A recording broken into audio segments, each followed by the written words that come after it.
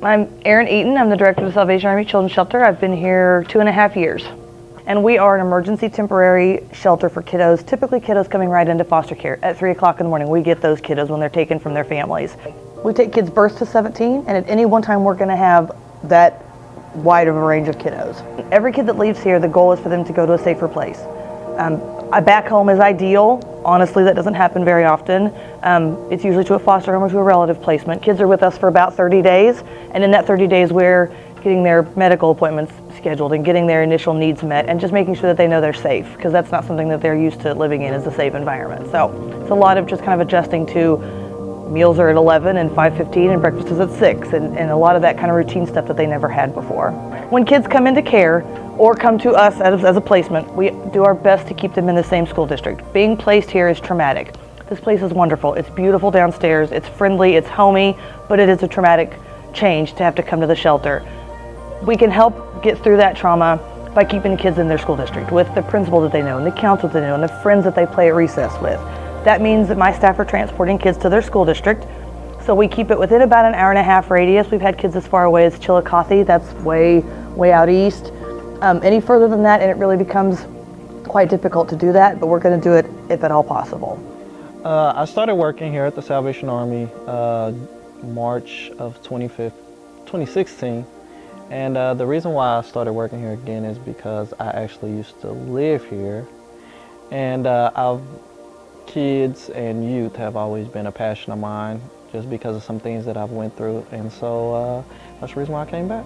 My title, I don't know what my title is, but I work with the kids, just doing activities with them, making sure that they do their routine, doing homework, getting their clothes together, getting showered, doing different activities. So that's basically what I do here. Went into foster care when I was probably 3 years old. First place I came was here at the Salvation Army Children's Shelter. And I'm gonna pause there because the time that I stayed here, I can think back, and I say this every interview, is when I think back, I think of like the happiest time, my happiest childhood memory. And Salvation Army comes to mind of one of their memories because they did so many activities.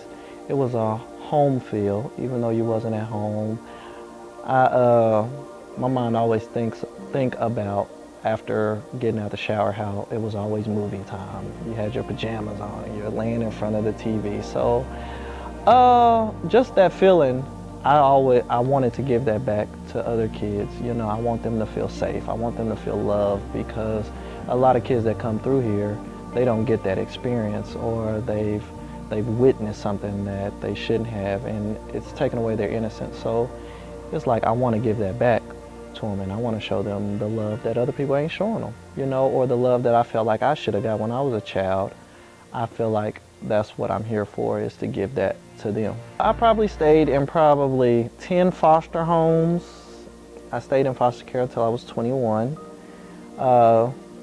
Rough experience in different foster homes. I mean, I've been beaten, I've had my leg broken before, I've been hit in the face with a baseball bat. It's been crazy, but the last family that I moved with, I stayed with until I graduated, and I still consider them as my parents still today, so it actually worked out. They stuck with me, you know what I mean? I don't care what I've done. I've done some pretty bad things, and they still love me as their child. You know, I feel like even foster parents, if you're going to take in a child, love them like your child, because that's what you're vowing to do, because that's what they need. They need a parent. They don't need a babysitter. They need love. And that's what they did. They brought me in and 5 others. They have 1 kid of their own.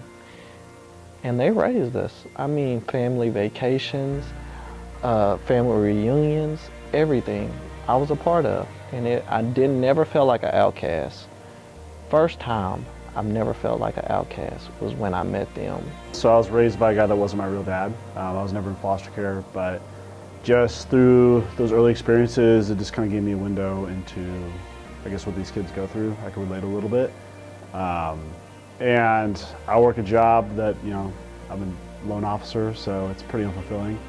You know, I don't wake up every morning like, jacked about mortgages. So I just wanted to do something different and just learn about these kids and just find out that one thing that they lack is, you know, basically a birthday experience. So I was like, I can do that. So that was pretty much it. Basically, just once a month we go into these group homes, and those are, you know, depending on the group home, there could be 30 kids there. There could be, like, for example, here, 6. And those are children that are in foster care, but they don't have a foster family. So that's like their temporary home until they find more of a long-term placement. And we just go there once a month. Every kid that has a birthday in that month, we just get a gift request from them, throw a party, and each group home looks a little different, but that's kind of the main point of it. You know what I mean? Just spend time with the kids, have fun, play, and just whoever's got a birthday in that month, just celebrate them. We get the requests and 3 ideas of what they want, and then we just choose one. I've never had a problem where a kid asks for like an iPad. I just don't think that's they can't imagine that, you know, as a gift. The easiest next step is just getting on people that can run these birthday parties without necessarily me being there. And that way we can expand to more group homes. There's, I mean, almost like 9 or more in the Kansas City area that we could be at. So, you know, there's a big need that a lot of these kids don't get birthdays. Some of them, the first ones they get are the ones that we throw for them.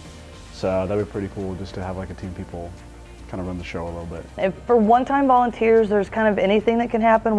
I've got a basement full of toys and things that need to be sorted. I've got some cleaning that needs to be done. But for recurring volunteers, we're always looking for people that can come in and dedicate time to tutor the kids, to like work on homework with them.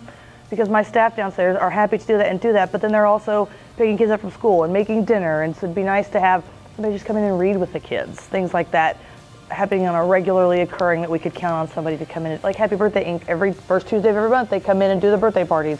That's something we count on, we rely on that, and then that becomes part of the routine that the kids are learning too. If I can encourage anything, especially to young people, is there's more to a story than what a kid has on, or there's more to a story than how they're acting, or if they're weird or something like that. Oh my God.